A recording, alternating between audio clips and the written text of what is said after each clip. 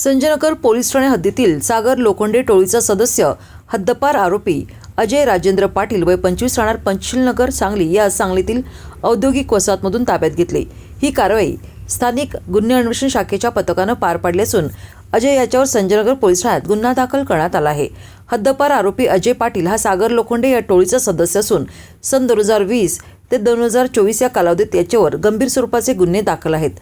अजय हा कायदा न जुमानणार असल्याने पोलीस अधीक्षक यांनी त्या सांगली आणि कोल्हापूर या दोन जिल्ह्यातून 2 वर्षे कालावधीकरता हद्दपार केले, तसेच जिल्ह्यात येण्यास मनाई केली। तरी देखील हद्दपार आदेश डावलून अजय पाटील यांनी सांगलीत प्रवेश केला। शनिवारी रात्री 10:15 वाजण्याच्या सुमारास तो वसंतदादा सहकारी औद्योगिक वसाहतीच्या कमानीजवळ LCBच्या पथकाला मिळून आला। पोलिसांनी तात्काळ त्यास ताब्यात घेतले। त्याच्या विरोधात पोलीस शिपाई सुमित सूर्यवंशी यांनी संजयनगर पोलीस ठाण्यात फिर्याद दिली। त्यानुसार पोलिसांनी अजय पाटील याच्या विरोधात गुन्हा दाखल केला आहे।